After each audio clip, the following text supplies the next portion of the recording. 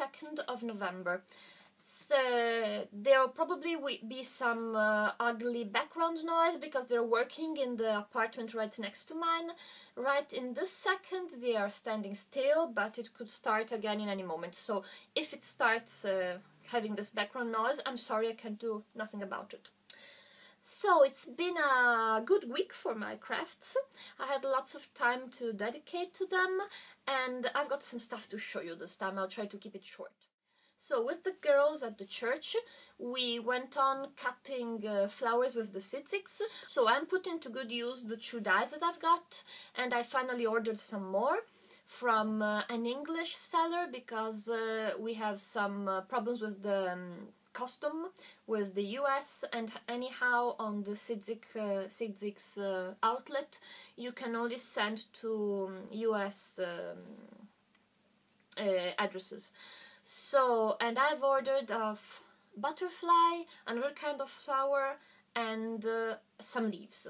So I'll certainly show you the new things I will be making when I receive those ones. Anyhow, with the girls, we made some small containers, fabric containers. Here is one of them. It's a very easy pattern, as you see. It's just 2 strips of fabric that are sewn in the middle, and then the corners are boxed. It's a free pattern. If I find the link, I'll put it underneath the video. And I think we've made hundreds of these with the girls in the last years, and it's very easy, and you can never get wrong with these, and they're also reversible, so it's a pretty nice project. And then we've decorated them with the flowers. And here is the photo of the ones we've made, and also a photo of a nice IKEA mirror that one of the girls decorated with lots and lots and lots of more flowers. It turned out really nice. I have to admit that she has a good taste with colors. And this is one thing, and then I finally, and I have to mark finally, finished the second block of the month of the Tababoomers. I really like the acronym, it sounds great.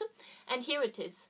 It has given me almost nightmares, and it didn't turn out well in the end, because as you see up here, many of the points were off, but I really was fed up of having to rip it apart, and so I decided that it's fine in this way. The funny thing is that I realized that I switched the colors here of a pair of the hoods, and I was so tired of ripping it apart, because you can see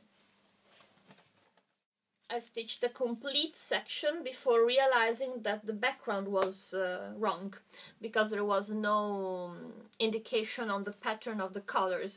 And so this one will be some strange decoration on something geometrical, and everybody will ask why I decided to do this very, very strange pattern, and I'll keep it a secret. Anyhow, I mixed the color of 2 of the hoods, and I really didn't want to start it over again for the 3rd time. And so I decided it looked fine this way. And to make things nicer, I invented a very complex stories about why Bifur and Bofur, the 2 owners of the yellow hoods, had wrong-looking hoods. And it's all about their nanny that says that she has poor eyesight and had problems fixing them before their great adventure, but she really wanted to put some kind of a patchwork ornament on their hoods that would be with them for all their long adventure, and she also wanted to show them some humility.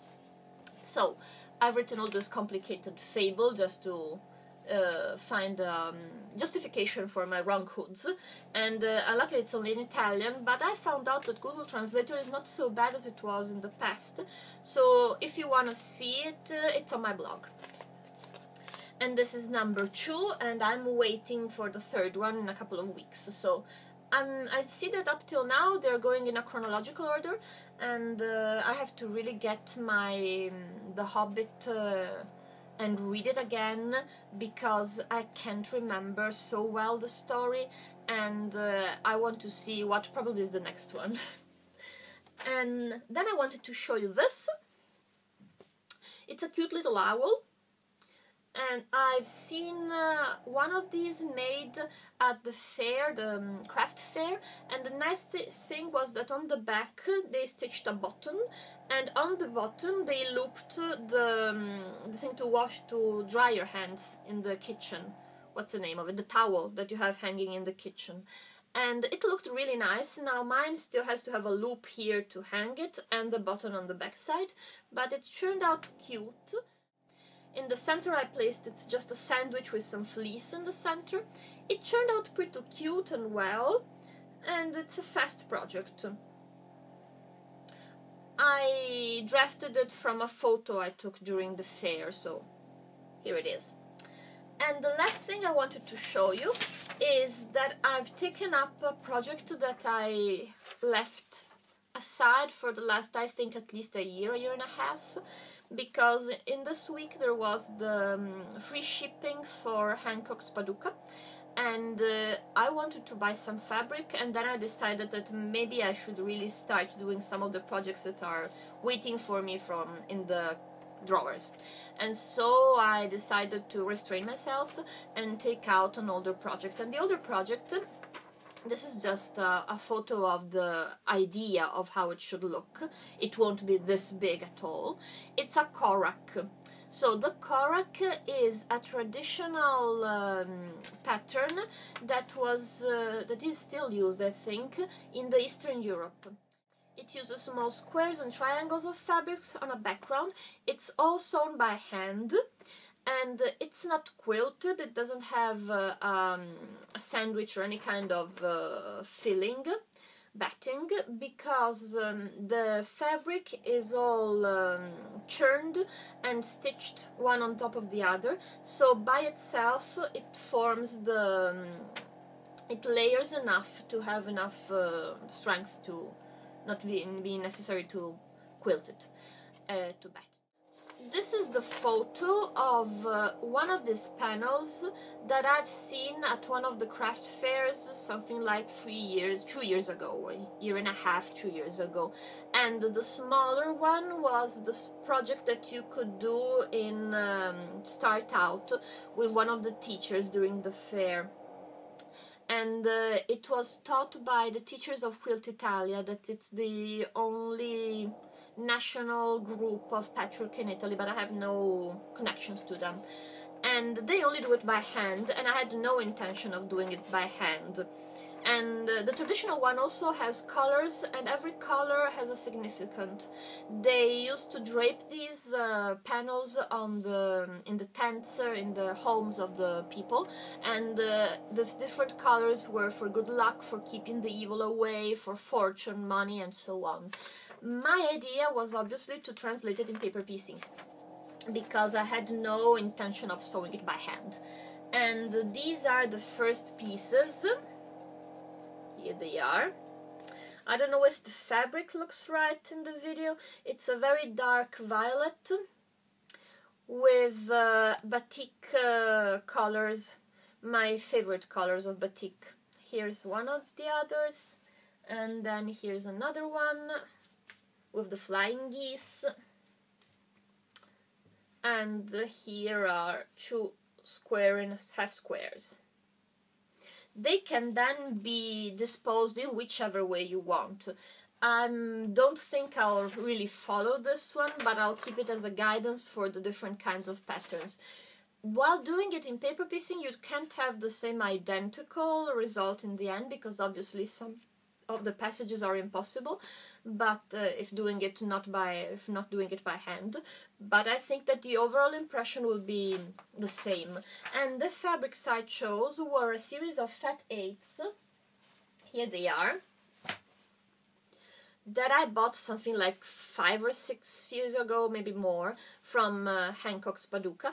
And because I really like this color palette, and I never found a real use for them, maybe except the small pincushion, because they were just too little fabric to do something interesting, and I didn't want to use them for something that wasn't nice enough, because I really like these fabrics, and I think this is the real chance for them. So I'll show you how it progresses in the next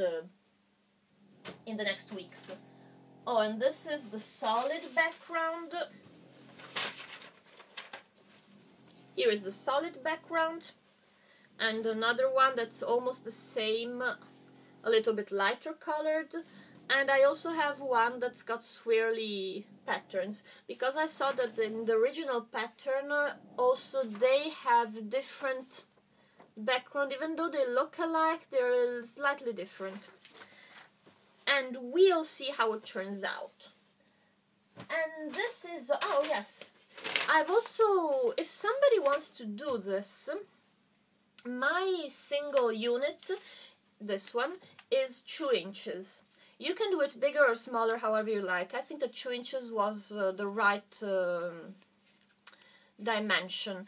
And I decided to do it with paper piecing, because I'm not good with my points and my angles. And if somebody else has the same problem, I've drawn them. Here they are. Maybe the other way around. They're just traditional flying geese and square within a square. Nothing fancy or difficult. If somebody's interested and would like to do them and doesn't want to go around and drafting it by itself, they're on my blog, and I'll put the link under here. And this is it. Oh, I've also used my Sizzix for doing some hearts with the fabric, and they're already fusible backed, and I have to decide what kind of pattern to do with them. They're obviously for Christmas, as you see from the colors. I'll see next time. So I think this is all for this week, and I hope to have something new and interesting to show you also next week. I don't know how the week will go and if I'll have time for doing much craft or not, but I hope you found something interested.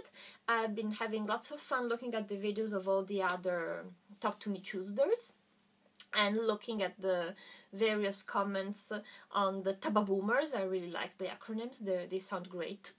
And I hope you had fun, and I wish you a wonderful week, crafty week with all the things you like to do, and I hope to see you the next week. Goodbye.